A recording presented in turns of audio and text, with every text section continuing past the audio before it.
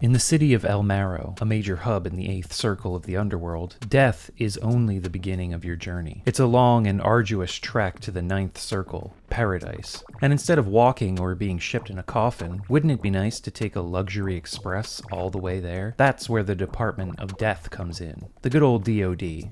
Ready to sell you the best passage through the afterlife that all the goodwill you banked during your miserable life can afford. Yes, it's the classic point-and-click adventure Grim Fandango from the mind of Tim Schafer, a creatively dark-humored romp through a Dia de los Muertos-inspired world, filled with whimsical lands, lovable characters, and of course, insidiously illogical puzzles. So find a comfy spot, pour yourself a glass of Marrow de Oro, watch out for those gold flakes though, and let's dig into one of the greatest point-and-click adventure games ever made, Grim Fandango.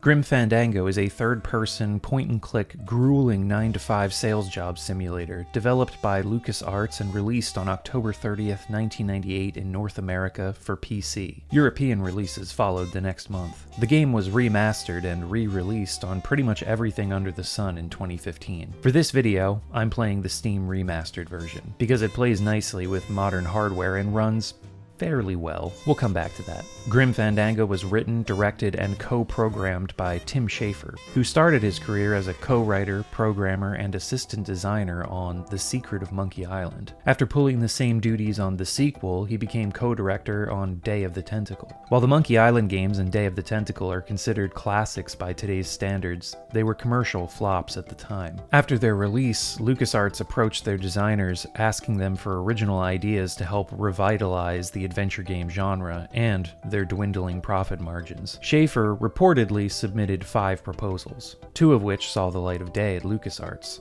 A Day of the Dead themed adventure, which became known internally as Tim's Dead Game, and a biker gang revenge tale. The biker gang proposal was accepted first, which became 1995's Full Throttle, LucasArts' first blockbuster adventure game, selling over 1 million copies. The overwhelming success of Full Throttle allowed Schafer to go ahead with his other pitch too, which became Grim Fandango. While Full Throttle was much loved, one of the complaints lodged at it was that it was too short, so Schafer and the team set out to pack Grim Fandango with more puzzles, which needed to be supported by a story with a much grander scope. This, of course, ballooned production time, and the game ultimately took 3 years to develop. And even with this prolonged schedule, there were still ideas the team had to cut, with Schafer saying that it would have taken them another year or 2 to fully implement everything they had planned. Now, by 1990 standards, with game technology and design advancing at a blistering pace, 3 years was already an eternity. By the time Grim Fandango hit the shelves in late 1998, the adventure game genre was pretty much dead from a commercial point of view. While the game was well received by critics and initially sold well, it quickly disappeared from the sales charts. Like, by the second week, it was already gone. Still, Grim Fandango had a passionate cult following, and word spread of its greatness. Then, of course, we got the remaster in 2015, so here we are.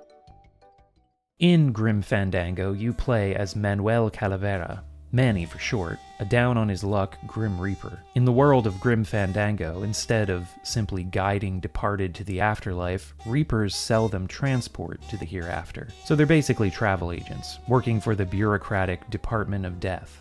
It's a living. Or a death-ing? Oh, God. So Manny is a travel agent. Each deceased person's soul qualifies for different qualities of travel packages depending on their actions in life. If they were a good person, they've got a lot of credit at their disposal and can afford a ticket on the luxurious number 9 Express. If they were bad, well... Who you calling a scumbag? Why, I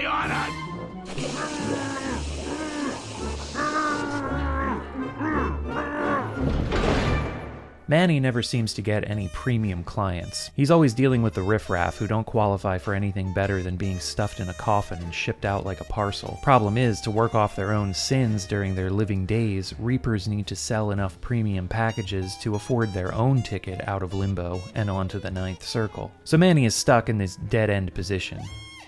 with his boss breathing down his neck, threatening to fire him, which means he'll have to spend eternity in the limbo of El Marrow. He's got a sneaking suspicion there's a plot against him, orchestrated by rival Reaper Domino Hurley, and his boss at the D.O.D, Don Copal. Little does Manny know, the plot goes far beyond just favoring certain Reapers over others.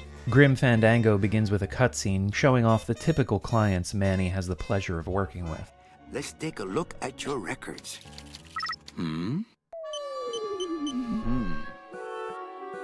Well, the bad news is the train appears to be just out of your reach, but I still got a couple of tricks up my sleeve here. Yaha! Yes, that's the ticket. The Excelsior line. Yes, she's a beauty. That compass in the handle will sure come in handy, too. Oh, you're going to have a great trip. Wish I was going. Why don't you? You could give me a lift. Oh, I can't leave here until I've worked off a little debt to the powers that be. Community service, eh? Well, I guess there are some folks worse off than me. Oh, I'll be leaving here soon enough. No thanks to dead and no commission low-life cases like yours, Menso. The dialogue here immediately sets up the tongue-in-cheek tone of the writing, and the droll workaday existence of life, or, purgatory, at the Department of Death. Maybe it's because I'm a child of the 90s, or maybe these jokes are just timeless, but I love the humor in this game. Even the stuff that doesn't land at least elicits a good-natured groan. A message through the pneumatic mail tube system clues Manny in on a mass poisoning that's happened in a diner in the world of the living. There are too many dead to assign to specific agents, so it's first come, first served. Of course, Manny's received the memo late, and everyone has already gone off to snag the best clients. Even though he's in a rush to get to the scene of the poisoning, you can take your time around the D.O.D offices. Have a chat with the boss's secretary, Ava, who is just wonderful. Any messages for me? Besides the one about the poisoning? Yeah. I only have one other message for you, Manny. I'm not your secretary. I don't take your messages. So get it through your thick skull and stop forwarding your phone to me. All right. But that sounded more like 4 messages to me. We also learn some details about the world of Grim Fandango by talking to her. See, it's Dia de los Muertos, the Day of the Dead, and most employees are on vacation. In the real-life Day of the Dead celebrations, deceased family members are remembered, and some believe that their spirits return during the festivities. So it makes sense that employees would take a vacation to visit family members during the holiday. It's a clever little detail. Ava needs to work because the boss is working, and Manny says he doesn't have anyone in the living world to visit. You can try to pry into Ava's living days, but she's tight-lipped about it, and so is Manny. In fact, we never learn how any of the characters working at the D.O.D ended up in their positions, and it becomes a little bit of a running gag throughout this first part of the game. I like it. Retains an air of mystery about these characters' backstories and lets your imagination run wild. What sins could Manny and the others have committed to end up in these positions? It's fun to think about. Anyway, another wrench gets thrown Manny's way when he tries to leave for the poisoning. Reapers can't just go to the land of the living on their own. They need to be driven in hearses. Down in the garage, we meet Glottis. I love Glottis. Hey, service! Hey, who the... Oh, sorry, sir. I didn't expect... Sales agents usually don't come over to this part of the garage. Though he looks like just a mechanic, Glottis serves a greater purpose. Glottis? Glottis? Is that a German name? Oh, no. My roots lie not in any earthly nation's soil. I am an elemental spirit summoned up from the land of the dead itself and given one purpose, one skill, one desire. To drive! Or to change oil and adjust timing belts if no driving jobs are open. So, yeah, he's a mechanic. Glottis will actually die if he's away from vehicles for too long. Remember that. It turns out Manny's regular driver has been given the rest of the day off by Manny's rival, Domino. Manny tries to persuade Glottis to be his new driver, but the cars are too small for Glottis to fit in. So, we need a work order, signed by Manny's boss, to modify one of the cars. This involves a short puzzle where we need to break into the boss's office and change his out-of-office reply so that Ava will sign the work order. Now, this first puzzle is fairly straightforward and pretty easy to figure out if you do a little bit of exploring. It's clever, makes sense, and is satisfying to solve. Don't get used to that. So with the work order signed, Glottis modifies the car, sort of, and we're off to the land of the living. which is a bizarre place. The collage art style of the characters here is disturbing, and it's kind of implied that this is how the dead see the living. This tiny segment is the only time we get to visit the world of the living, which is a shame.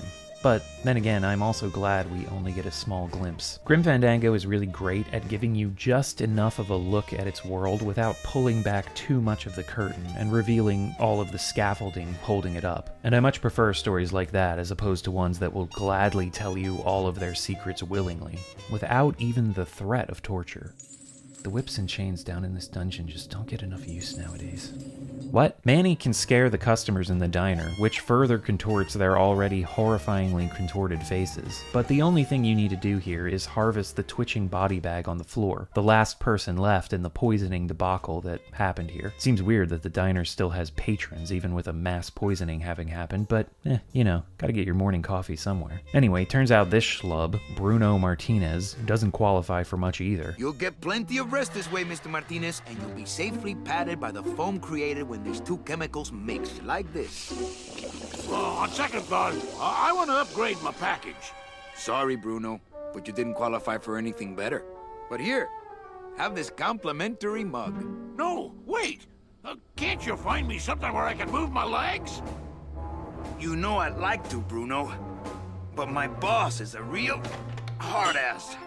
I gotta be a hard ass when I got lazy sickle wavers like this jolly boy working for me.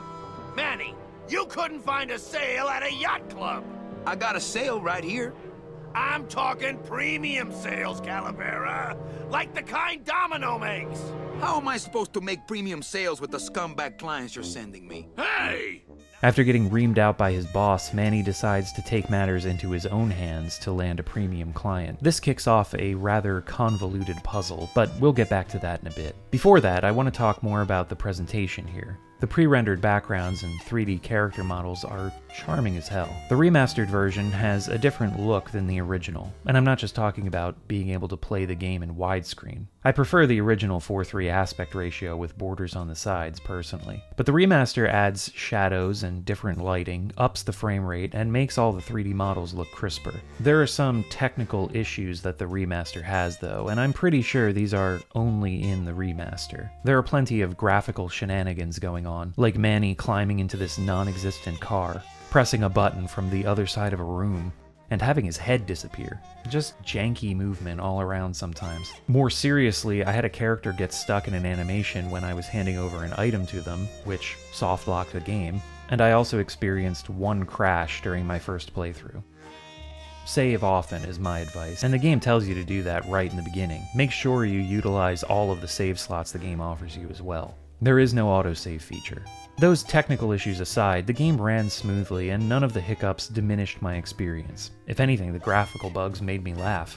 The designs of the Reapers and other skeleton characters are based on, for one, the Calavera from Day of the Dead celebrations, which is also where Manny's last name comes from, and also the Katrina. And it's amazing how much personality and distinctiveness is given to all these skeletons. The characters that aren't just bones also have fantastic designs, and the voice acting is a huge part of what makes these characters so memorable. Full Throttle was the first LucasArts game to go out of its way to hire professional voice talent, and that trend is continued in Grim Fandango. Manny is voiced by Tony Plana, who nowadays kind of looks like Christoph Waltz almost. Just a weird thing I noticed while researching. But anyway, he's mainly been a television and film actor. He gives Manny a suave, deadpan style that elevates him above just a down-on-his-luck, smarmy salesman. What if we just skip town tonight? You and me, baby. Well, thanks for the offer, but we'd never make it out of the city alive. But In one piece, I mean. I bet I could get you out if I really tried. Oh, Manny, look at you. You're a trapped soul and you don't even know it. Glottis is voiced by Alan Blumenfeld, who's had a long career in film and television, and would go on to work with Tim Schafer again, voicing Boyd Cooper in Psychonauts. His performance as Glottis is just perfect.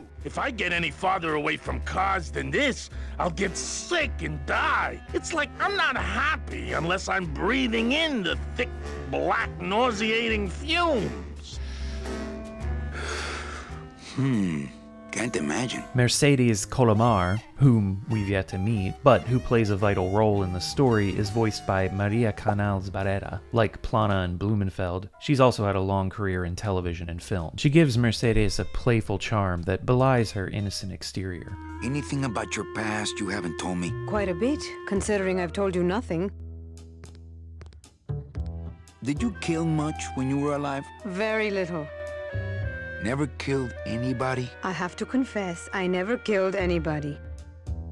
Not even a teensy bit of killing? Maybe I just wasn't trying hard enough. I mean, you can really go on and on about each character and voice actor. They're all perfectly cast, down to every single side character. The voice acting is just incredible throughout. If you've watched any of my other videos, you'll know that I'm a huge fan of pre-rendered backgrounds, and the designs here are lovingly crafted. We've only seen the D.O.D. and the small area around it at this point, but later in the game we'll travel to other locations, and some of these places I just want to live in. The whole game has such a vibe, and much like the characters and some of the details of the world, there's a hint of mystery to each of these places. I always love games that you feel like you can just sink into and chill out in, and Grim Fandango nails that. Music is also appropriately cinematic and fits the noirish style that the story takes on.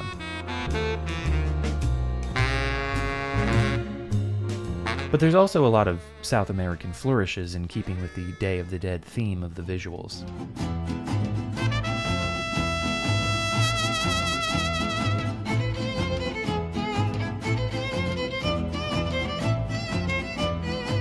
It's all really high quality, and while not every track is memorable, it all fits the way any good film soundtrack should, complementing the scenes while not overpowering them.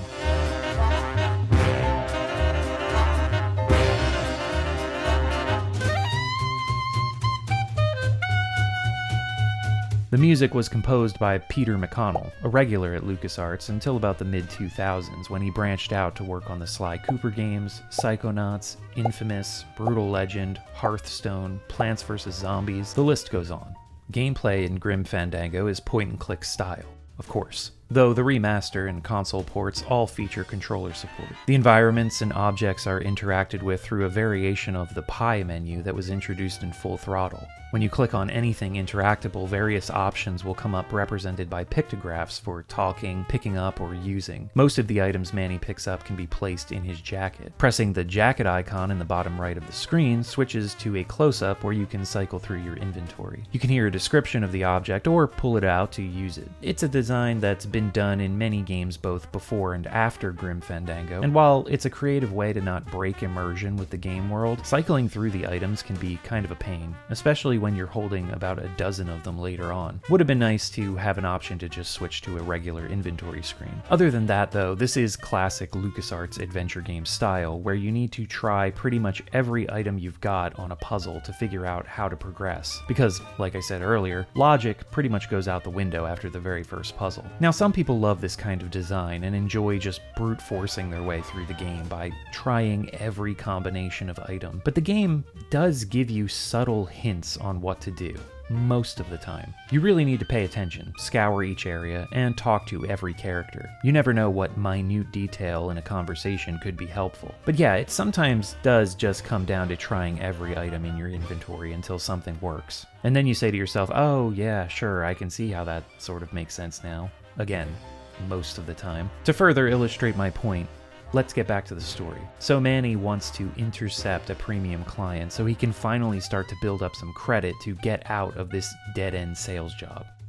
Yeah, you get it. So the way you go about doing this is, let's just say, complicated. Here's how this second puzzle works, and this is the only other puzzle I'm going to spoil before I throw out an actual spoiler warning for the video. But I guess here's a mini warning if you really want to play this game and try to figure it all out on your own. So, here we go. The Department of Death has a pneumatic tube system it uses for inter-office mail. Manny needs to sabotage this system so he can sneak into the mailroom and steal one of the messages concerning a premium client. There are subtle hints leading you toward how you need to go about doing that. When you head down to the lobby, the doors on either side are now open, where previously they were closed, and a janitor named Brennis will come out of one of them to tell you that the tubes were jammed again, and salespeople should stop sending junk down them. That door that Brennis came out out of leads to the mailroom with the pneumatic tube mechanism. The door to the actual machine is locked, so there's no way inside to intercept any messages. There's also a fire extinguisher on the wall you can take. Sweet. We'll need this for a later,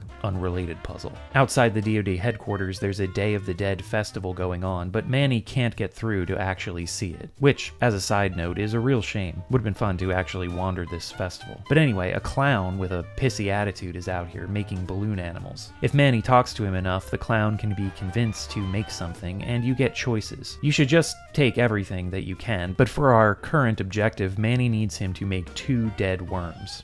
Fantastic. I mean, that is pretty funny. But anyway, back to the puzzle. Manny has to fill these balloons with something to gunk up the tube system, so Brennis will have to go in there to fix it. Though, I'm telling you this. The game doesn't. You have to figure out that the balloons need to be filled with something. What can Manny put inside the balloons, though? You can't combine items in your inventory, so it's gotta be something around the D.O.D. After much searching, Manny finds that the room on the opposite side of the mailroom is used for packing people in coffins. We saw that in the earlier cutscene with Bruno Martinez. You need to fill one balloon with the packing material on the right, and the other with the packing material on the left. Then go up to your office and send the balloons through the tube. This will gunk up the system, which causes Brennis to open the door to fix it. Now that the door's open, you need to lock it, so when Brennis finishes up and goes to close it, it doesn't close all the way. Now Manny can get into the tube system, but it's fixed. So how do we stop a message from passing through? Well, in Manny's office, there's a pack of playing cards. On Ava's desk, there's a hole punch. Punch the cards, take them down to the mailroom, and stick a card into the slot. This will stop a message, and voila, Manny's got himself a premium client, Mercedes Colomar. See what I mean, though? It all makes sense, but you really have to just explore, check everything, and talk to everyone to put all the pieces together. You may be thinking that's insane, and I've seen a lot of forum posts about Grim Fandango where people really love the story, the setting, the characters, but find the puzzles way too difficult. They're mad or disappointed that they can't figure this stuff out, and I get it, but actually, that was the intention of the designers. Here's the thing. Many point-and-click adventures had a reputation for deviously designed, borderline unsolvable puzzles. It got pretty ridiculous as things went on, but for most players, there was a certain joy in that, like I said earlier, brute force kind of play style. There was almost a sense of spite when you figured out one of these things, like, ha, those stupid game designers thought they could stop me, I showed them. Point-and-click adventures were also so popular, especially on PC, that I feel like a lot of developers were pushing to see how much they could stump players and impede their progress. Almost like they didn't expect most players to finish the game. I can't say that for sure, but it feels that way with some of them. There's another side to it, though. Grim Fandango and other games like it were released at a time when people didn't have access to as many games as we do now. The concept of a backlog wasn't really a thing. Unless you were some rich kid whose parents bought them every new game. This may have been somebody's only new game for months, something they scrounged together their allowance for, maybe a birthday or holiday gift, and all they could do was keep playing it, keep exploring, keep trying different things until they finally cracked it, or didn't and just never ended up finishing it.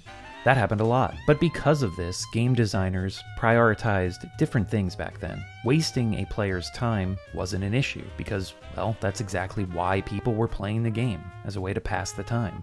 Nowadays, that's almost an insulting notion to the mass-marketed, streamlined, over-tutorialized, look here, don't get lost, don't think too hard, don't press that button. We haven't told you to press that button yet. We haven't told you what that button does yet. Why would you press that button when you don't know what it's going to do? Style of game design that crops up a lot in the modern era. Let me press the button, game. Let me figure it out on my own. Let me fail. But you know, I get it. I'm not the target audience. I like grappling with gameplay systems. I find joy in discovery. I don't want to be told exactly what to do when I'm playing a video game. That's why I'm playing the game, to figure it out. But yeah, I guess I'm just trying to illustrate that while I think some puzzles in Grim Fandango and many LucasArts and other point-and-clicks from the era can be illogical and nonsensical, difficult to solve, I get where they're coming from. And you can always just use a guide if you can't figure it out. Who cares? You're playing a game by yourself. Don't let some lowlifes on the internet try to tell you how you're supposed to play games and spend the precious little free time you have. Fuck them. Do what you want. Just enjoy yourself. Anyway, back to Grim Fandango. Manny heads out to intercept Mercedes, Meche for short, but he finds out, despite being virtually a saint in life, she's hardly banked any credit for the afterlife. Strange. Manny heads off to try to figure out what's going on, but gets pulled into Don Copal's office. He and Domino know all about Manny's sabotage. You vandalized company property in order to obtain secret information so you could take your illegally modified company car and your unregistered driver and run Domino here off the road. All in order to steal a client from her legitimate agent. There's nothing legitimate about this place. You give all the good clients to Domino. Manny, now I'm embarrassed for you. You've embarrassed the whole office. I'm going to call the woman in here so you can apologize to her yourself. Ava, send in Ms. Colomar, please. She left about 15 minutes ago, sir. She said she had a long walk ahead of her and she wanted to get started. Walking? She had a ticket on the number 9. Why does she think she has to walk? That's the best package I could find for her. Now you see why I give all the good clients to Domino. Obviously, something is going on here. Meche qualified for a ticket for the number 9 Express, but Manny couldn't find such a thing in her file. There's nothing he can do about it, though, because he gets locked up in Glottis' shack, but is rescued by a shadowy figure and introduced to the Lost Souls Alliance, the LSA, a rebel outfit looking to expose the Department of Death's corruption. Salvador Limones is their leader, and Eva is also part of the group. And so, Manny begins initiation into the LSA. Here's where we break for spoilers. If you would like to experience Grim Fandango on your own, I'd suggest stopping the video, playing the game, and coming back when you're done. You know, if you want to. That'd be cool, if you came back and watched more of the video later. Please do that. For everyone else, though, who've already played the game or have no interest in playing it but want to listen to me spoil the rest of the story and most of the puzzles, well, just keep watching. Okay, here we go. Sal suspects that the D.O.D. is stealing double-end tickets from clients who qualify for them and selling them to those that don't. After being recruited into the LSA, kind of against his will, Manny's first task is to get some pigeon eggs, so that Sal can raise them from squabs and train them to carry messages. And yeah, did you know baby pigeons were called squabs? Because I didn't. I had to look that shit up so I don't look like a fucking idiot. There are some pigeons nesting on the roof of the D.O.D. headquarters, but Manny can't get near the eggs. We need something to scare off these pigeons, and what do pigeons fear more than anything else? Why, American modernist poet Robert Frost, of course. Who wouldn't be afraid of that mug? Luckily, our clown friend specializes in Robert Frost-shaped balloon animals. Balloon animals. I don't know if Robert Frost counts as an animal. Well, I guess technically. And that's funny. There's also some bread in the stand next to the clown that Manny will need as well. Using the other end of the line of ties as a lasso, Manny climbs up to the roof, breaks up the bread into the bowl-like object here, and places the Robert Frost balloon inside as well. When the pigeons go for the feed, they pop old Robert Frost and scare themselves off. Easy. Manny doesn't want to hang around the LSA headquarters, though. He needs to rescue Meche. So Sal says they'll let him go off on his own if he gets them a way to access the D.O.D.'s computers. The only way to do that is with dental records. Earlier on, there was a scene in Domino's office where Manny spoke to him while he was using a punching bag. He also had a mouthguard in. We need that. So sneaking back into the D.O.D., Manny heads to Domino's office, punches the bag a few times to knock down the mouthguard, and takes it. Ugh. Now he needs to make a dental mold, and where would he find material for that in an office building dedicated to bureaucratic practices and menial desk work?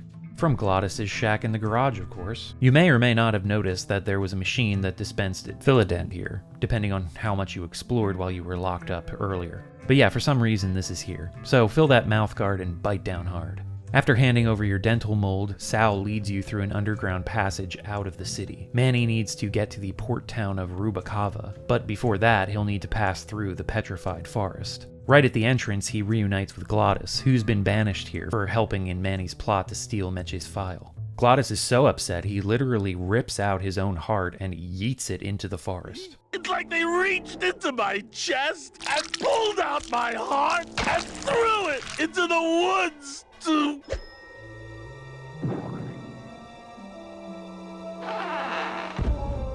Turns out, elemental hearts are the perfect snack for flying spiders. Flying spiders. Just let that sink in. Okay, Glottis' heart is stuck in their web for safekeeping. Using a bone from a pile nearby and his scythe for leverage, Manny manages to launch Glottis' heart out of the web and stuffs it back into the big guy.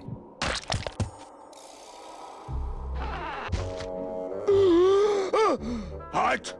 Heart is good. Be good to heart. Don't tear out heart. Heart is good. Strong, beating good heart. Hey, is that my car? Next, we get a glimpse of the skeleton pulling the strings at the Department of Death, Hector LeMans, a big-time gangster who's not too happy about Don Copal's handling of things. Oh, I can, Don. You should know I can get too mad. But not at Domino. After all, he wasn't in charge of this operation. At least, not until now. Hector, no!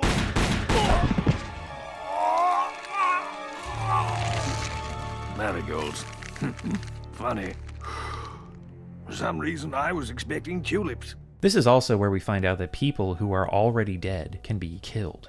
Again. In Grim Fandango, characters refer to this as sprouting, or being sprouted. They're shot with darts filled with a growing agent called Sproutella, causing marigolds to grow from them. Marigolds are the iconic flower used in Day of the Dead celebrations, with tradition stating that their fragrance will draw departed souls to the ofrendas their family has prepared for them. Back in the Petrified Forest, Glottis and Manny hop into the car, and Glottis backs over a signpost. This is a 90s adventure game. Nothing is ever wasted. We need this for a later puzzle. But first, the duo need a way over the rocky terrain found throughout the forest. For that, Glottis will have to modify the car's hydraulics. There are machines to the east that suck the marrow out of the trees in the forest. This resource is used to power the city of El Marrow. Makes sense. The parts in those machines would be perfect for a new hydraulic system, so Manny and Glottis bust up the machine.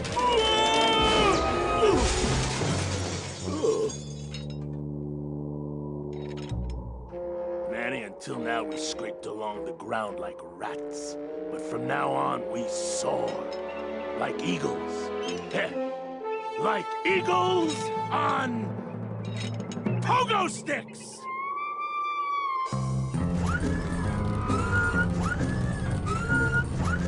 What a relief. I was getting concerned that our transportation wasn't ostentatious enough. Get in! Or are you afraid of heights?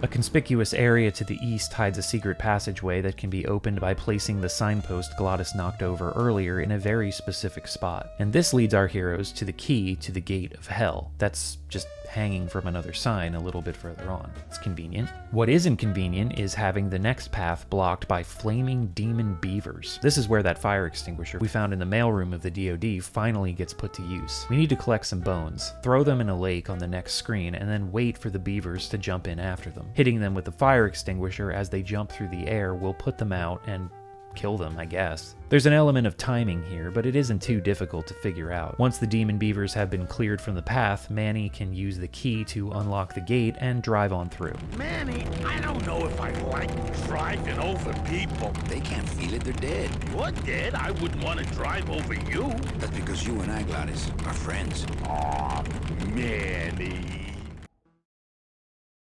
Having escaped the Petrified Forest, Manny and Glottis have made it to the port town of Rubacava. Manny heads off to look for Meche and finds Celso Flores working as a janitor in the automat here. You know, one of those old-fashioned diners that serves food through vending machine-style windows. Anyway, Celso is the man from the opening cutscene that could only afford a walking stick on his trip to the Ninth Circle. He wound up in Rubacava after hearing that his wife passed away soon after him, so he's been waiting for her to pass through. Manny decides to help out Celso, who hands over a photo of his wife he got from the D.O.D. Manny also asks about Meche, but Celso hasn't seen her pass through. Manny heads out, but walking through the fog has him falling off the edge of the plaza and into the waters below.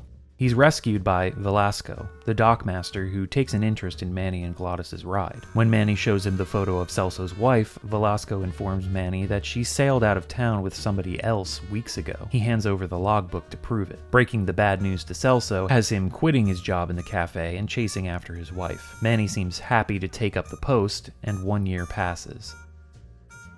Manny's business acumen has allowed him to build up the dinky automat into a swanky bar and casino. In fact, the whole of Rubacava has been revived over the course of the last year, and the town is bustling. Manny has still been receiving communique from Salvador, the leader of the LSA, getting updates about the progress of the messenger pigeons that he's named Manny and Meche, and reminders that despite Manny's success in Rubacava, he should stay focused on the LSA's mission to bring down the D.O.D. Yeah. Down in the bar area, we catch up with Glottis, who's taken up the piano. Despite making out alright for himself, Manny still hasn't forgotten about Meche. So now that they've built a little nest egg for themselves, Manny feels like it's time for he and Glottis to split Rubacava and continue their journey. You know, when we leave, I'm actually gonna miss this place. Ah, Manny, why can't we just stay here? We got our fancy club, we got 3 squares a day. Max lets me take the bone wagon out on his kitty track once a week. Plus, we look good in these clothes. Gladys, I can't live in this world forever. It's not where I belong. I've gotta find Meche and help her, because if it weren't for me, she'd have been on that train a year ago. Okay, Manny. Upstairs at the front desk, we meet Lupe. Manny! Evening, Lupe. I have to tell you about my new organizational system for the coats. Okay, tell me all the details about your new coat check system. Yay! Okay, I found all these plastic tiles in the back, left over from the automat, and guess what? They all have numbers on them. So what I'm doing is, I give one to everyone who checks a code in and... Manny, you're not even listening to me. I go to all this work organizing your coats, and you don't even care. Lupe. Forget it. Don't pretend to care. No, I want to hear. Hup. Oh, I'll tell someone else about it. Someone who cares. After chatting with Lupe, Manny can hit the town. The majority of the other business owners in Rubacava are swindlers and mafioso types, but hey, the town is alive. Or... yeah, you know. And this is where I feel like Grim Fandango really begins. The revitalized Rubacava has it all. Low-key beatnik cafes, blue-collar construction sites, high-class gambling dens, and seedy betting tracks for giant cat races. Rubacava is just a chill place to wander around and get to know. The atmosphere here is... I don't know, there's just something cozy about the whole thing. You also spend probably the longest amount of time in this section of the game, and you're going to be hustling back and forth between the various spots, so you really get to know this place, which contributes to that comfy feeling. Shortly after leaving his club, Manny runs into a familiar figure. Meche? Manny, help me. I've been lost for so long. Why didn't you look for me? I did. You ran off. Why? Because you said I was no good. I've been all alone in the world for a whole year. And it's all because of you! This turns out only to be one of Hector Lemon's messenger birds, but as it flies off, Manny actually does spot Meche through one of the tower viewers, being forced aboard a departing ship. He rushes to the docks and makes a desperate jump to the gangway.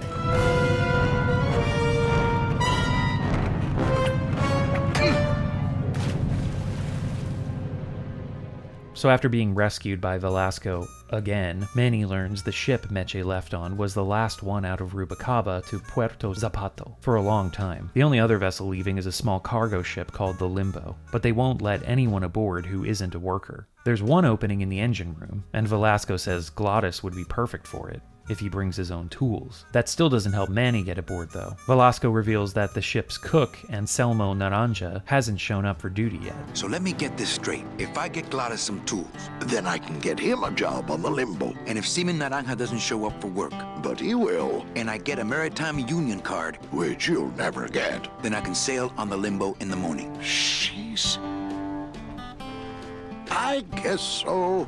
So we've got our goals in Rubacava, but going about getting all of them done is going to be way more complicated than Manny makes it sound. As we leave the docks, we enter the central plaza that connects the 4 main areas that you'll be bouncing around as you work your way through this chapter. This is the part of the game where exploration plays an even more important role. Explore, explore, explore. Talk to everyone. Examine everything. We have 3 main tasks we need to complete: securing an opening for Manny on the Limbo, getting a union card, and supplying Glottis with tools. But there are about a dozen little side tasks that all work their way through the 3 main goals. Many of them can be completed out of order, but some need certain others completed for them to trigger in the first place. So, to start things off, we'll take care of getting Naranja out of the way, opening up a spot for Manny on the Limbo. Back at Manny's place, behind the bar, is a bottle of Marrow de Oro, an expensive liqueur that has actual gold flakes floating in it. No item that we can interact with is innocuous, so grab that for later. You can even take a little swig of it now if you want. A doorway to the right of the bar leads to the casino. There, Manny meets Chowchilla Charlie. He's been kicked out of the cat track for printing fake betting tickets using a small printer, which Manny takes off his hands as collateral for the bar tab Charlie can't pay off. Manny gets around to asking what else Charlie can counterfeit, like, for example, a union card. And he can do that, so they make a deal. If Manny retrieves Charlie's briefcase full of money from Maximino, the owner of the cat track, then Charlie will counterfeit Manny a union card. Charlie forks over his VIP pass to the cat track and Manny heads there. And I don't know what they're feeding these freaking cats, but they're goddamn huge. After picking up a can opener from the giant kitty litter box room, Manny takes an elevator up to the VIP lounge with a snooty waiter named Raoul. I'm sorry, monsieur, but here's my pass, Jean-Claude. Now shut those doors and drive. Oui, monsieur. But actually, my name is Raoul. Manny needs to get down to the wine cellar to find Charlie's briefcase, but the worker in the kitchen, Ader, won't let him in the service elevator that leads down there. Fine. But we'll be taking this turkey baster on the way out. Looks like a turkey baster. Manny can visit Maximino in his office, where he gets some backstory and finds out more about the goings-ons in Rubacava in general. And there's a few clues in these conversations about what you might need to do to figure out some of the puzzles. I like the new blimp. Yeah, I decided not to let what happened to the Olivia 1 get me down. Imagine, you try to impress your girlfriend by building her a beautiful airship, and what happens? It goes and crashes, explodes, and burns on your own track. And kills her favorite cat, too. Not the kind of thing that makes the young girl's hearts go a-flutter. I'll tell you that twice. Manny's next stop is the Blue Casket, a beatnik cafe. Here he runs into Lola, a souvenir photographer who's undercover trying to get the dirt on Maximino's girlfriend, Olivia, who owns this cafe. Lola's pretty sure Olivia is cheating on Max, and Lola's got a bit of a thing for Max herself, so she figures nabbing some evidence will win her some brownie points with him, and she almost immediately gets the proof she's been looking for. Come on, sugar. How about a kiss for the road? Oh, ick. Don't let me down, Nick. You're a lawyer. You're not supposed to have feelings. I don't, but I know a good tart when I see one. Hey! If Maximino sees that, we're going to end up in matching terracotta pots. Don't be silly. He wouldn't hurt me. He loves me. Nick goes off after Lola, which gives Manny an opportunity to catch up with Olivia. There's also a side thing you can do here. Olivia will recite some poetry, which gets a healthy amount of finger snaps from the crowd. Manny can then go up and construct his own poem, which ends with hisses. The end. Gracias. Muchísimas gracias. Then you can ask Olivia to go up again. She steals the poem you just created, and the crowd loves it. This has nothing to do with our quest, but it's a funny moment. Don't pet the cat that way. I am more than dead. The cracks in my skull. And forever, I can't bear it. I am sick, and in so being, I am the healthy one. Ignore me? Be grotesque. In the slaughterhouse of my soul, ski, be, ba.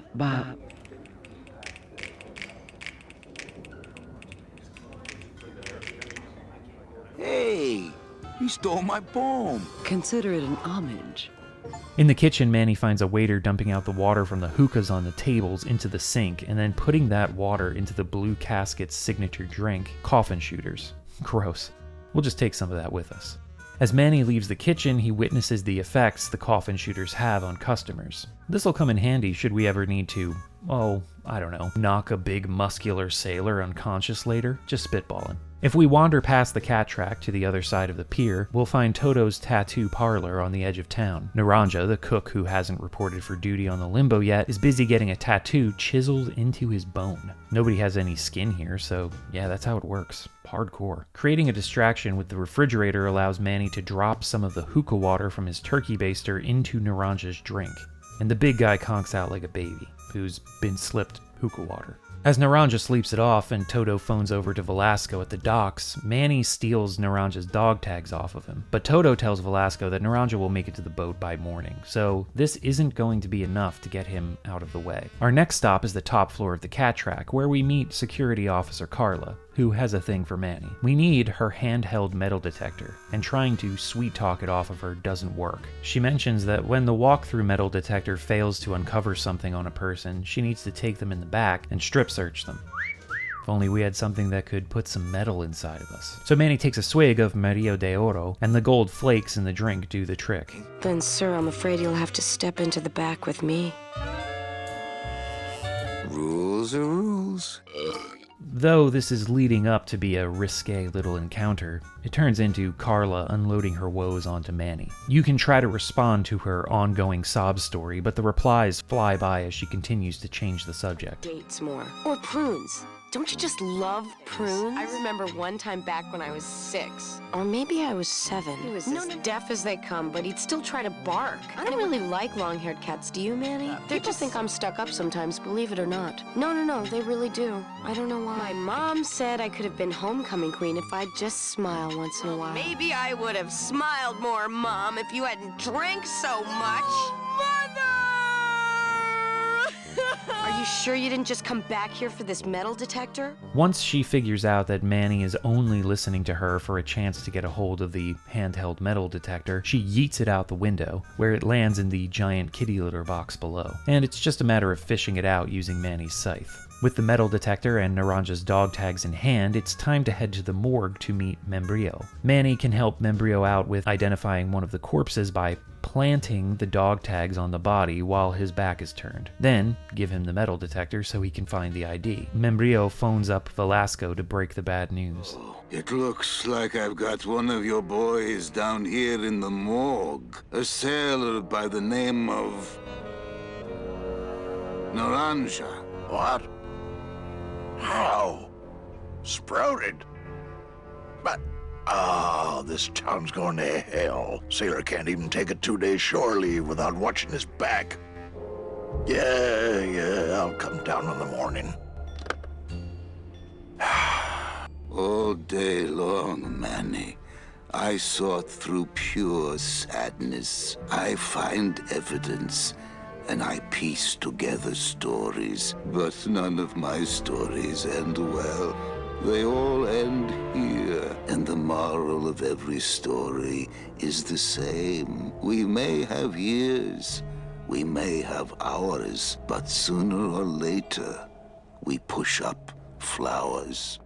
Geez, Manny's kind of an asshole, isn't he? Maybe we're beginning to see how he ended up as a Reaper in the afterlife in the first place. Anyway, with a spot now open on the Limbo, Manny still needs a Union card to get aboard. And he needs to find Glottis some tools. We'll work on getting the tools first. The left path in the plaza leads to a group of worker bees. Yep, hanging around, complaining about how they're unemployed. What they need is to take back the means of production. But these concepts are a little difficult for them to grasp. We'll come back to this in a bit. Up in the VIP lounge of the Cat Track, Nick Virago, the lawyer who was caught kissing Olivia, Maximino's girlfriend earlier, is hanging out. And he's got a conspicuous key hidden in his cigarette case. Manny mentions he could use a good lawyer, but Nick is on exclusive retainer for Maximino. After threatening to tell Maximino about Nick and Olivia's relationship, Nick gets flustered and leaves, forgetting his cigarette case. Taking this up to Carla has her thinking it's a bomb. Ha ha! Another senseless act of terrorism nipped in the bud by Security Officer Carla. Wow. It was completely destroyed by our own detonator, so I can't tell what kind of bomb it was. Luckily, the key is left intact, but what does it open? After exploring all of Rubacava, the only locked door is to a lighthouse at the end of the pier beyond where the worker bees are gathered. Which, can I just say, once again, what a vibe in this pre-rendered background. Anyway, at the top of the lighthouse, Manny finds Lola. Careful, Manny. You may not want to see me like this. Lola! Did Nick do this to you? Yeah, he wanted that picture real bad, but he's never gonna find it, that fink. I'll get him, Lola. I'll show Max the picture for you and fix Nick for good. Just tell me where you hid it. Oh, Manny, it's all my fault. Always falling for the wrong guys. You know, I even had a thing for you once. But you were so hung up on that Meche woman, I figured I didn't have a chance. Lola, where's the picture? Tell me, Manny, would I have had a chance? Never mind. You just want Olivia for me. Tell her to improve her taste in men, or she'll end up just like me. Tell her to get a nice guy, Manny. Like you. Lola! Lola! Lola leaves behind a key to Lupe's coat system back in Manny's club. After Lupe retrieves the coat, Manny checks the pockets and finds a slip of paper that says number 36, the rusty anchor. If we show it to Glottis, he'll make a little song out of it. Oh, rusty anchor, going down, down, down. Oh, rusty anchor, guess I gotta hang around.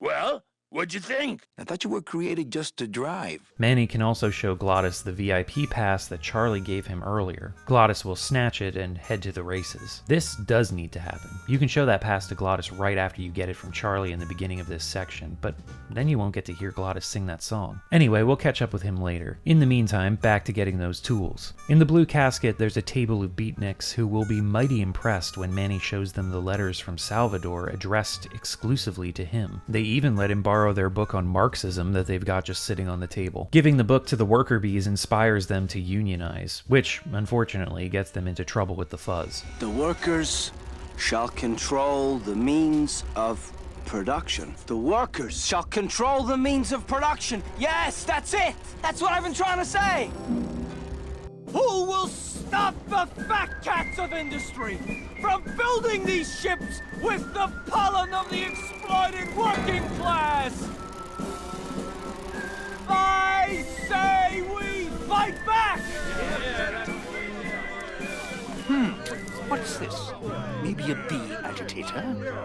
I say lay down your tools right now and show the man just who makes the honey around here!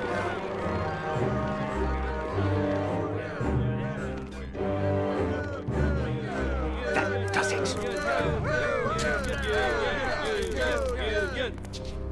You know, I always thought bees came in two colors, yellow and black.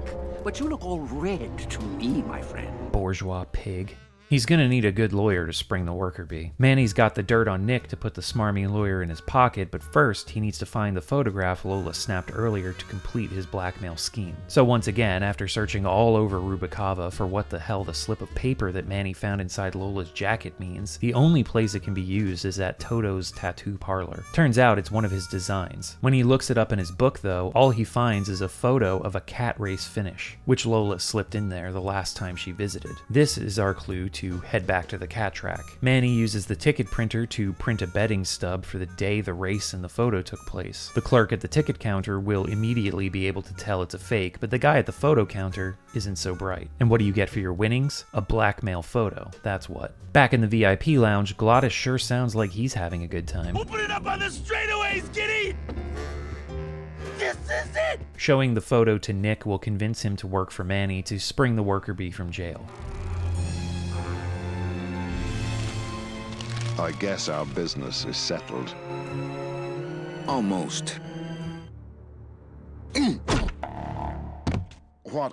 Was that for the photo girl? No, that was just for being you. I don't have time to get you for Lola, but I'm sure somebody will. You didn't have time to save her either. But don't feel too bad about that, Manny. I hear saving women really isn't your forte.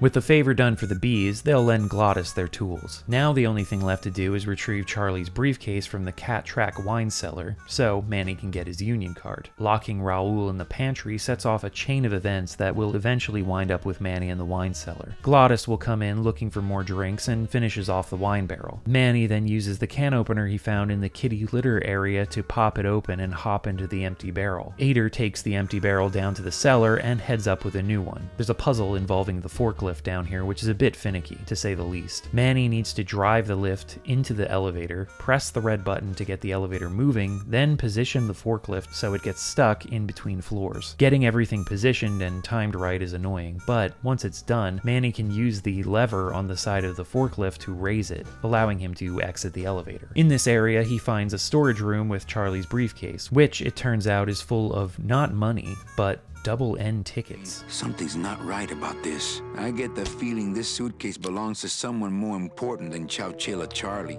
Unfortunately, Manny won't find out who just yet, because as he exits the VIP area, he runs into Charlie, who demands his case back. He does hand over the Union card that Manny wanted, though. So, you know, that was nice of him. I mean, he really didn't have to do that. He had Manny at gunpoint and could have just taken the case. It's kind of weird, but I guess all of this is overcomplicated enough. Manny now has everything he needs to get out of Rubacava, but we've got a new problem. Glottis and his problem. Almost there!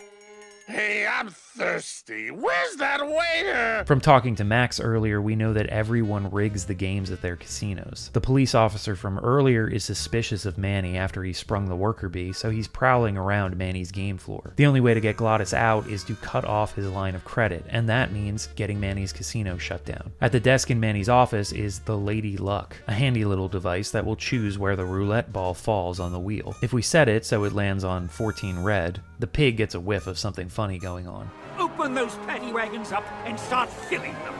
And somebody find Calavera. I want to interrogate him personally. Raided? How long are they gonna close it for? Yeah, you better cut off the big guy's credit then. Yeah. Throw the drunk out on his big orange butt. And bring me Calavera so we can talk about his debt. Hey, come on! You gotta let me back in! I'm a VIP! Does that stand for very inebriated pianist? Oh, Manny, I don't want to be a pianist anymore. I'm a mechanic. I know. That's why I got you a new job. Come on, let's go pick up your tools.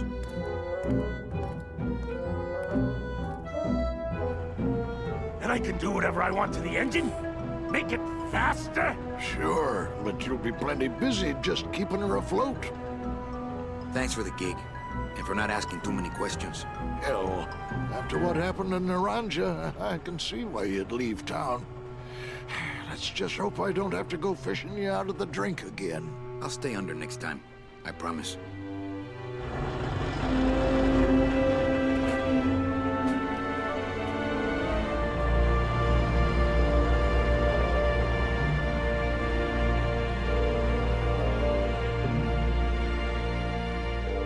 So Manny and Glottis set sail on the Limbo, and 1 year later, Manny's managed to become captain of the ship. They arrive at Puerto Zapato with customs agents ready to board for inspection, which Manny isn't worried about. However, a pigeon from Salvador arrives and informs Manny that Meche never arrived in Puerto Zapato. She threw herself overboard at a place along the way called the Pearl. The bird also says that assassins disguised as custom agents will board the ship at the port. Below deck, the crew has already been sprouted. As the assassins enter the scene, Glottis shows up and rescues Manny. They lock themselves in the engine room, and there's a puzzle involving the Limbo's 2 anchors. You need to get the anchors tangled up with one another by messing with the red buttons on either side of the room and the 2 levers on the control panel that steer the ship. If you manage to do it, Manny can use his scythe to attach the anchors to the ship through the porthole. Starting the engines will rip the ship in half, leaving the assassins behind, but will also eventually sink what remains of the Limbo. Underwater, Manny and Glottis can't leave the ship's spotlight,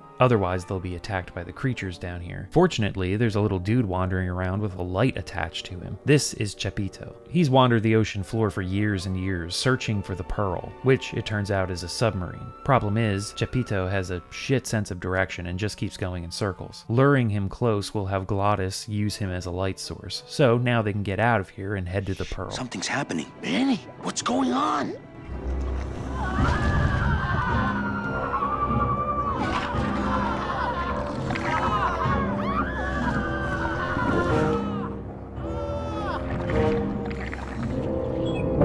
Manny and Glottis need a diversion to get close, and their new friend Chepito will do just fine. Hey, where are you going?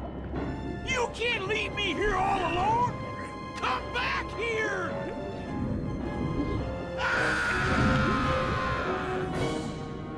She's coming back.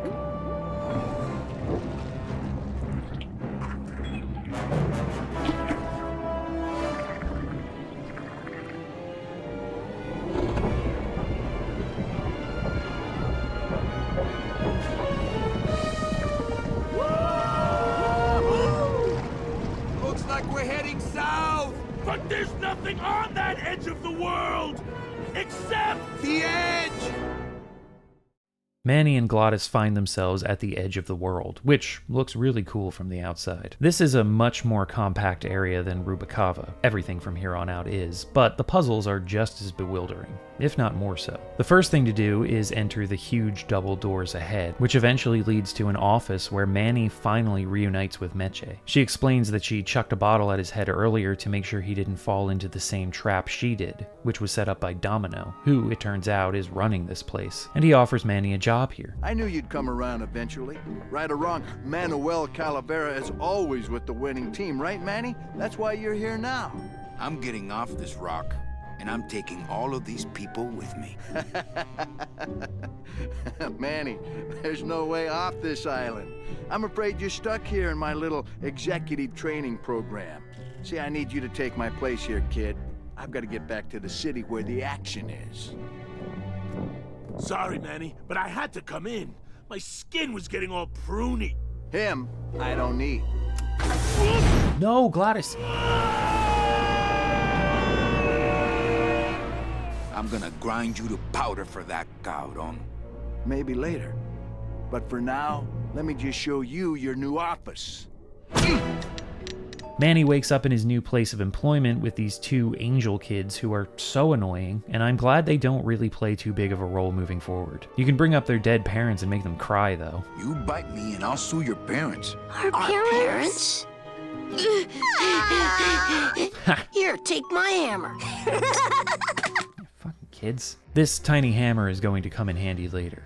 Naturally. Manny tries to explain himself to Meche, who thinks he's just in league with Domino at this point. The only thing that's going to convince her otherwise is if Manny hands over his gun to her, which he doesn't have. One thing we can do is puff on our cigarette and ash in her tray until the embers spill onto her leg, burning a hole through her pantyhose and causing her to throw them away. Manny just goes ahead and takes them out of the trash behind her back, too. Hey, I'm gonna kink shame a dead man. We can learn a bit more about what's really going on by talking to Domino in his office. He says the plan to sick assassins on Manny and sprout him were all Hector LeMans' idea. Domino feels like Manny can still be useful by taking over operations here at the edge of the world so Domino can get back to El Marrow. What exactly are they doing out here on the edge of the world, you ask? Making light bulbs. But it turns out that's just a front. You and Hector set up a secret hideout to make light bulbs? Oh no, that's just a side benefit. The real purpose is to have a place we can lock up all those old clients of mine. Can't have good people wandering loose in the land of the dead, telling everybody how we stole their double-in tickets, now can we? You stole all these people's tickets? Okay, how much of this haven't you figured out, Calavera? Capal would route all the good clients to me after he switched over their tickets to a secret holding fund. I'd cover up the paper trail, and we'd make sure that the pigeon jumped overboard at the Pearl. I knew it! You were getting all the good clients. So Meche did qualify for a ticket on the double N, but it was stolen by Domino and Hector. They then sell the stolen tickets to souls who wouldn't normally qualify for them. Those who are materially wealthy in life are usually morally bankrupt and don't qualify for any decent travel packages, but they've got lots of money. Domino and Hector using the money to enjoy their time in the Eighth Circle and have no real desire to leave. Looks like it's time to bust up their operation. First, we'll need to find Chapito, who's working in the fields outside. Chapito will trade items for other items. If you trade him the little hammer, he'll hand over his bust-all drill. Okay. Trading the pantyhose will get Manny a Sproutella gun, with no ammo, but it's something. Running over to the other side of the field, Manny finds a conveyor belt. Following the structure down, reunites him with Glottis.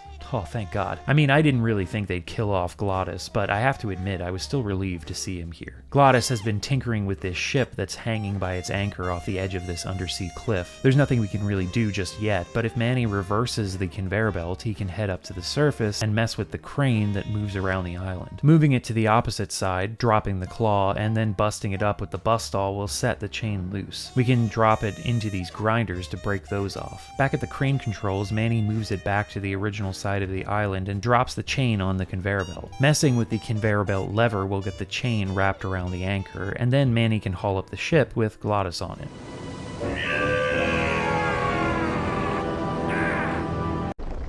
I can't believe you got it to float. That was the easy part. The trick's gonna be busting through that big coral reef out there. Bust through a big coral reef, eh? It just so happens I got some hardware up the beach you might be interested in.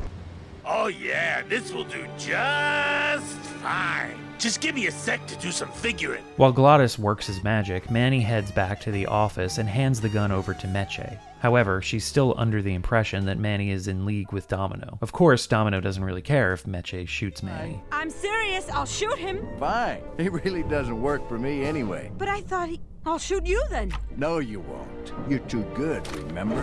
I'm not good anymore. You've taken that out of me, keeping me a prisoner here. I'm gonna crack you open like a fake wing vase. I'm gonna... Meche has been tossed in a room with a bank safe level door lock. After a short puzzle to get the door open, Manny finds the room empty and closes the door behind him. I don't know why you would do that, but you actually can't progress here until you close the door because you need to touch the contacts here with your scythe to short circuit the connection and open the door to the secret room where Meche is actually hiding. But now Manny and Meche need to figure out how to escape. A busted plumbing pipe seems promising. Maybe if the room floods, they can float out. Now, all we have to do is wait for the room to fill up, and we'll just float on out of here. Well, this is disappointing. Not to me. We don't float, remember? When Manny turns off the water, we see there's a drainage pipe underneath one of the floor tiles. Luckily, someone left this heavy battle axe in the other room to bust up the floor with. After you. What about the suitcases? What's in these cases? Take a look. It's all the double-end tickets Hector and Dom have stolen over the years. Each one stolen from a good soul, and now they just sit there. That's it. What? They just sit there.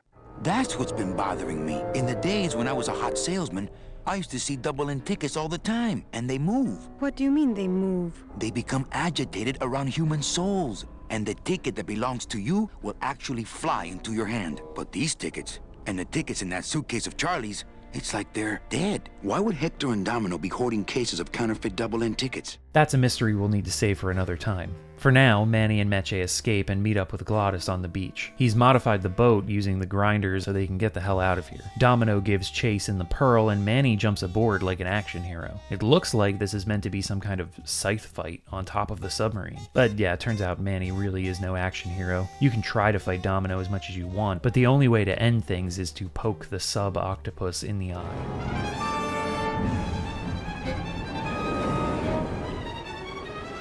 I don't believe you, Calavera. You're losing a fight, so you pick on one of my pets?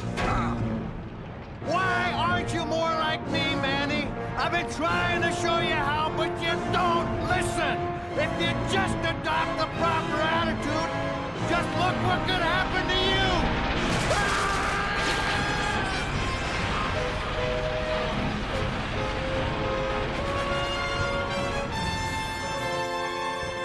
Would you look at that? Those shitty kids did come in handy after all.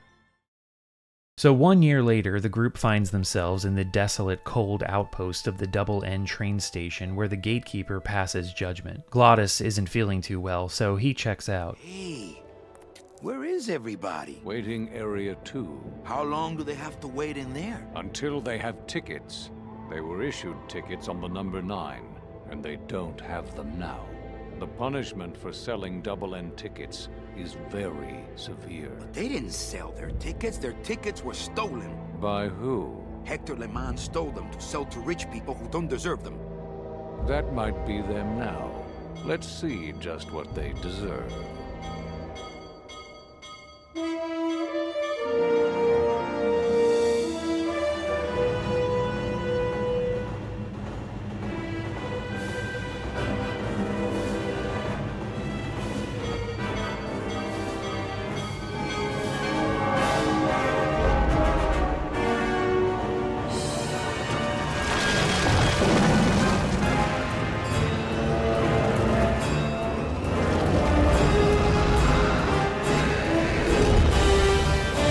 Guess even if you bought a ticket, you can't fool the Double N Express. So Hector and Domino are even cheating the rich people who give them money for tickets. Turns out their tickets are counterfeits. Inside the station, Manny finds Chepito, who's supposed to be walking around this little pool in a circle, because he says he needs to unwind from all his years just walking around in circles at the bottom of the ocean floor. But yeah, this visual gag falls flat on its face because of a glitch.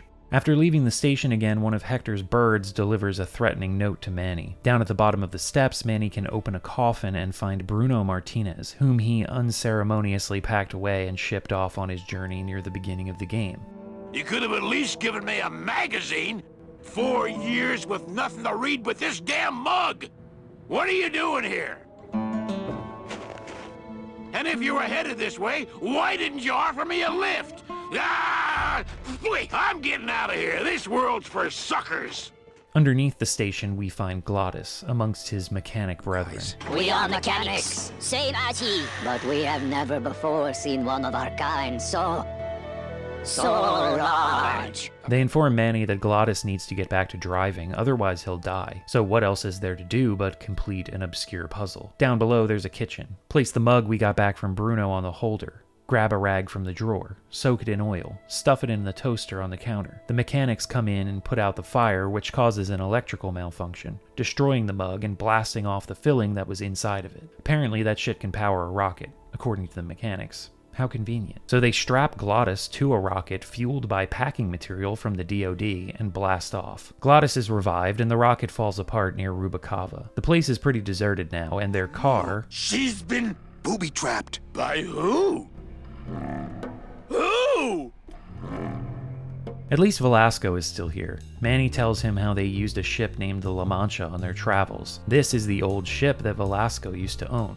He mentioned it when Manny and Glottis first met him. So Velasco heads off to find it again, which allows Manny to take this ship in a bottle off of his little work stand here. Inside the abandoned blue casket, there's a barrel of wine on the counter. Fill the bottle with the wine and go to leave, but it turns out the blue casket isn't quite empty. Olivia is still here. Manny tells her he's heading back to El Marrow to get even with Hector, so she says she'll tag along. Back at the garage, Manny needs to give Glottis the bottle of wine, and here's where I soft-locked because Glottis couldn't turn his fat ass around to take the bottle from Manny. Great. Anyway, one reload later and Glottis's alcoholism takes over. What's that? It's, lumbago lemonade. Try it. Perkly little aperitif, actually. Yes, sirree. Not bad, tall. Tell me where you got that right now! Olivia's kitchen. Lumbago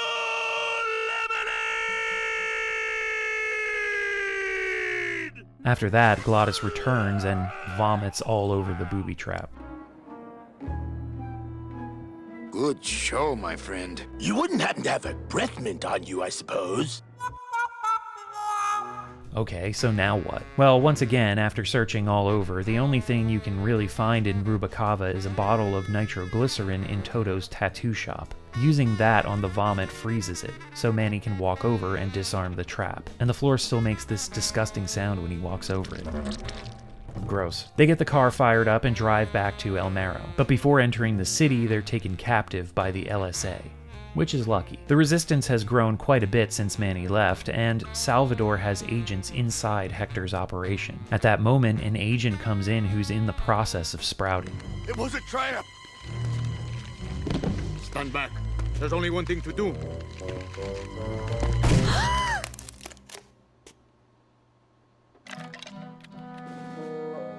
Thank you, sir! You have saved me!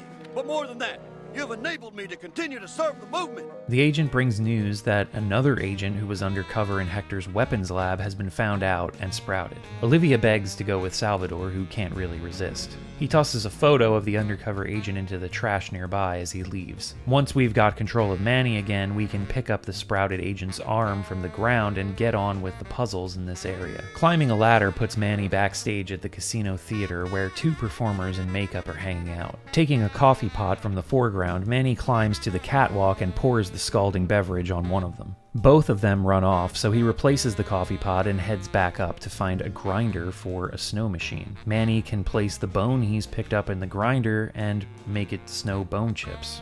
Okay. In the room beyond, Manny gets his own makeup disguise so he can move around the casino undetected. Out on the casino floor, the agent from earlier is rigging the slot machines, and Meche is keeping Chowchilla Charlie company. They throw a sheet over him and rig his machine to hit the jackpot. I don't know if I missed something here, but Charlie heads into the men's room, takes off his suit, and comes out wearing just the sheet. I don't know if they're on their way to a toga party or something. But yeah, Manny goes inside and puts on his suit. What? Heading back to LSA HQ, Manny digs through the trash, as he's wont to do on a couple of occasions throughout this game, and pulls out the photo of the sprouted agent from the weapons lab. Manny then gives the note that Hector had sent him while he was at the train station to the pigeon, along with a photo he just dug out of the trash. This sends the pigeon to the weapons lab, where it's attacked by one of Hector's birds. This bird now has the note, and this tricks Bowsley, the florist, into thinking that Hector's out to get him for not noticing that his assistant was a secret agent. So Bowsley jumps out of the lab and heads to his secret hideout somewhere in the tunnels. Before going to find him, Manny grabs the hydraulic controls for the car from Glottis. Here's another puzzle that is just absolutely bizarre. Bowsley ran down the dark entrance to the right here that leads to a maze of tunnels, but a growl in the darkness keeps Manny from following. All he says is he won't be able to find him without something really helpful. And that's the only clue you get, as far as I could tell. Would you like to take a guess at what that something really helpful is? Go ahead.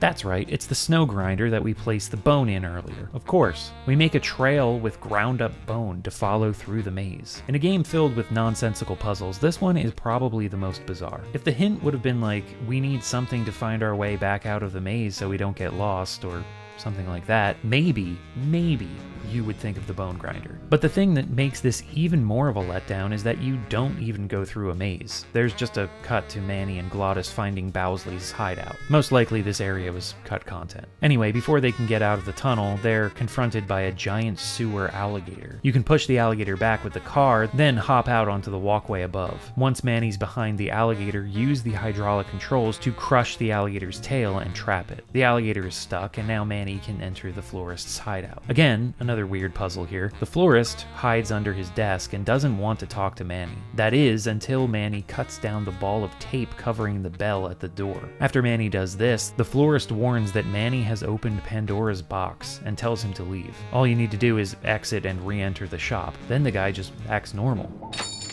Hey there, stranger. Can I help you? Am I missing something here? Like, what the fuck? So the florist gives Manny a gun and some Sproutella ammo, and that's it. I don't even know anymore. At this point, I'm like 20 minutes to the end of the game, so whatever. Glottis and Manny return to just outside the LSA HQ. Up in the casino, Brennis, the janitor from the D.O.D, is blocking the elevator and has Manny answer some trivia questions to prove Manny knows Hector before he'll let him pass. The board in the background gives you the answers. You just need to pay attention to the new numbers that appear after each question. So now Manny has arrived outside of Hector's office. Celso is here, the guy from the first cutscene, whom Manny then met at the automat in Rubacava when he first arrived there. Seems like he's found his wife, and they're now deliberating on an offer Hector made them. Manny convinces Celso and his wife that he was sent by Hector to answer any questions they may have. He does a terrible job at that, and ends up just telling them about his own adventures, which convinces them to take Hector's offer instead of hoofing it through the land of the dead on foot. Hector's impressed with undercover Manny's performance, so he offers him a job. This could be your office. Yeah, try this on. See how it feels. That's yours too. And as an added bonus, 2% of these, Mr. My name's Calavera, and I want a bigger cut. Hector's bird bursts through the window to protect him, which creates enough of a distraction for Hector to flee. However, his fat ass can't hold onto the side of the building.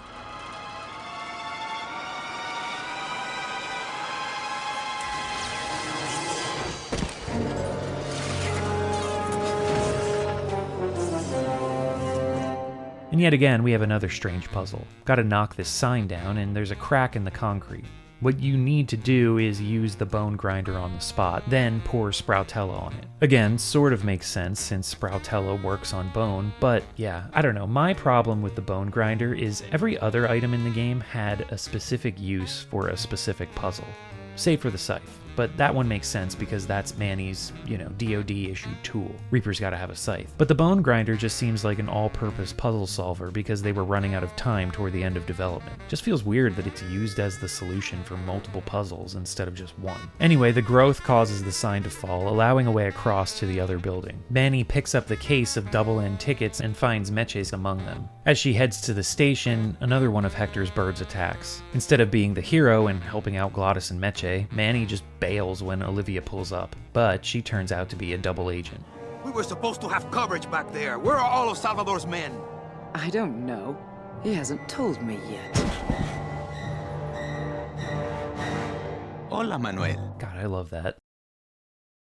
So we're out at this greenhouse in the middle of a flowering field, and man, I just want to live in this screen. Inside the greenhouse, Hector is still alive. Oh, Manny, so cynical.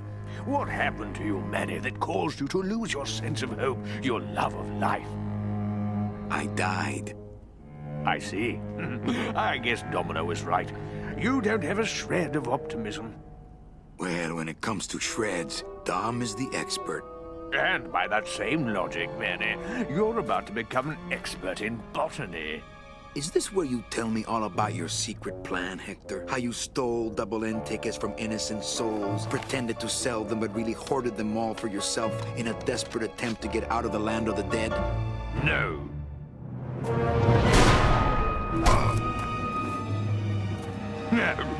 This is where you writhe around in excruciating pain for about an hour because that idiot Bowsley ran off with all the fast-acting Sproutella. This slow stuff will sprout you, but it's going to take a long time, I'm sorry to say. So Manny stumbles out of the greenhouse and is slowly sprouting. Luckily, he's still got some liquid nitrogen on him, so yeah, the liquid nitrogen is also used as a solution for 2 puzzles, but in this instance, that's about all you have on you. Back at the car, Olivia is looking for her own double-end ticket, and is distracted enough not to notice Manny come back and start speaking to Salvador. Sal tells Manny he's got a fake explosive tooth filled with Sproutella to be used in emergency circumstances. There's a gun in the trunk, and the trunk key is on his body, which has been tossed somewhere in the field behind the greenhouse. Hey, get out of there! Farewell, my friend! What were you talking about with the head of the LSA in there? Huh, Sal? Got something you want to share with the class? Only this. Viva la revolución! Ah!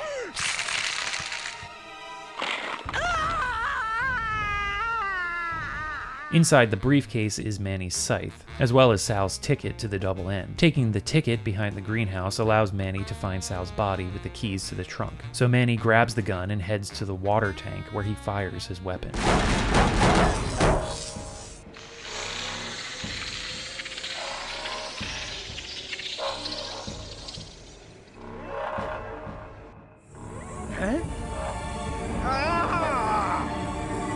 Manny goes up to check on the greenhouse, but it's too late for Hector.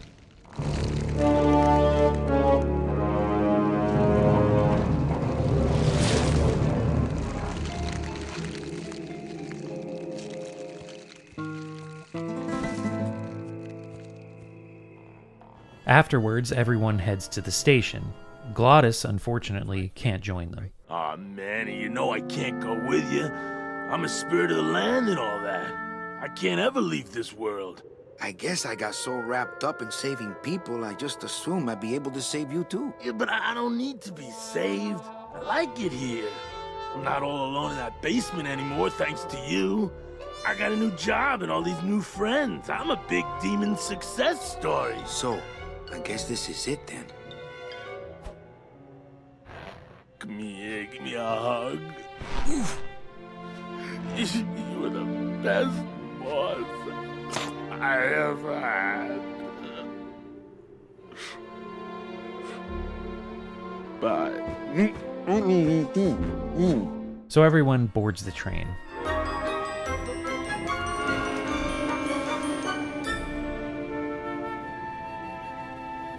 Manny, Yeah?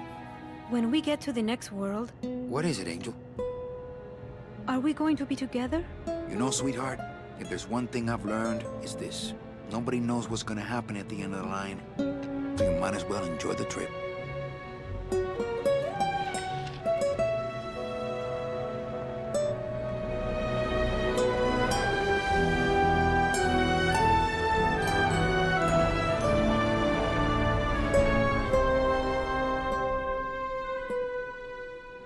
And that's the end of Grim Fandango. So, the characters, story, setting, music, presentation, all brilliant. There's a reason Grim Fandango is considered one of the best games ever made. The story feels like it could have been adapted into an animated feature, full of plenty of humor that holds up and a noir-esque thriller adventure that spans a bunch of creative locations across an imaginative world. But it's the actual gameplay and puzzle solving that's probably going to be a sticking point for most people who've never played it. And yeah, if you aren't playing with a guide, it really just comes down to trying out every item in your inventory on every interactable spot to attempt to solve these mind-bogglers. Now, I know Grim Fandango has plenty of old-school fans who don't mind this style, and probably some new ones as well, and I already talked about my thoughts on its design philosophy earlier in this video, but overall, I do feel like the perplexing nature of its puzzles are a hindrance to enjoying the world and the story, which is a shame, because those are the best parts. It's always going to be a big debate amongst LucasArts fans what their best game is, and I'd love to hear your thoughts in the comments. For me, though, it's this one. Grim Fandango just hits. Even though it's filled with a satisfying narrative that gets wrapped up nicely by the end, the world itself offers so much mystery. Every time I play it, I always wonder what lies beyond the pre-rendered backgrounds. What bizarre sights did we not get to see on Manny's journey? That doesn't mean I want a sequel or anything, or feel dissatisfied that there isn't more to it. I'm extremely happy with what we got. The fact that the world still retains its mystery makes me enjoy it even more. So that's Grim Fandango. Thank you very much for watching. I covered this game because it was voted on by the supporters of this channel on Patreon and through YouTube memberships. I call them the Dungeon Dwellers. Aside from participating in polls for what games I cover from time to time, they also get to watch the videos a few days early before I make them public on YouTube, get exclusive updates from me, and they have access to the Dungeon Dwellers Archive, which is a series of short bonus videos that I just started recently. There's only one so far, but another one is in the oven as we speak. Let me just check on it actually.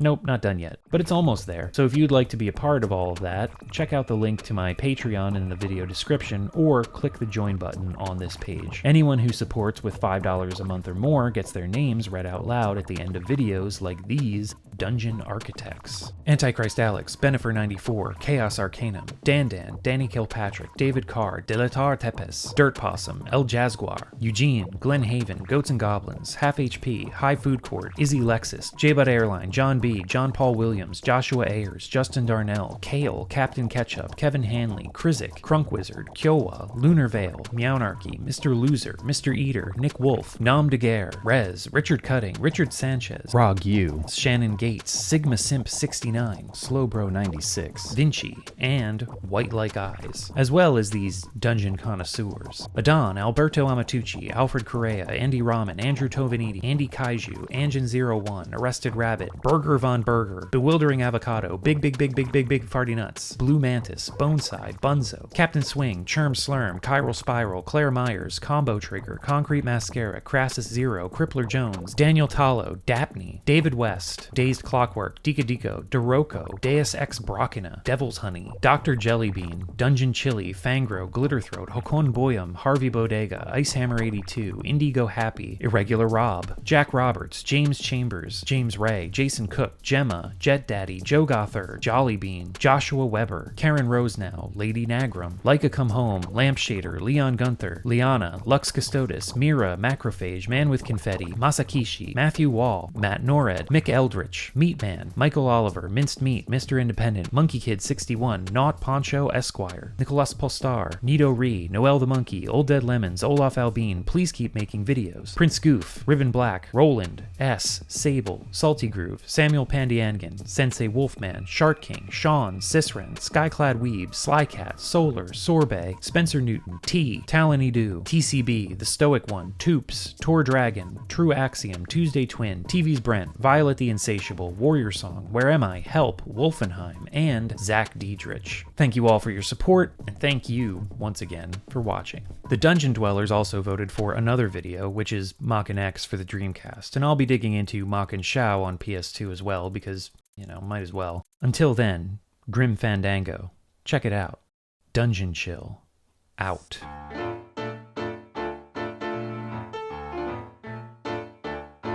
Oh, my boat's got a rusty anchor, rusty as she can be.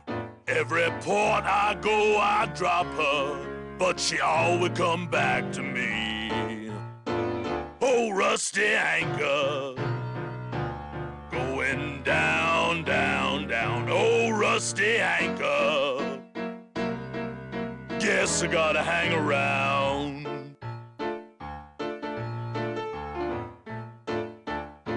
Now I love that rusty anchor, but man, she don't love me. Hell, this morning I woke to find us both adrifting out to sea. And every chance I get, I thank her for never leaving me. Well, my bones are carved up driftwood, but she won't never set them free.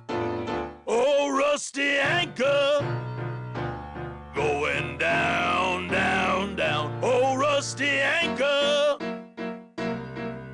guess you gotta hang around.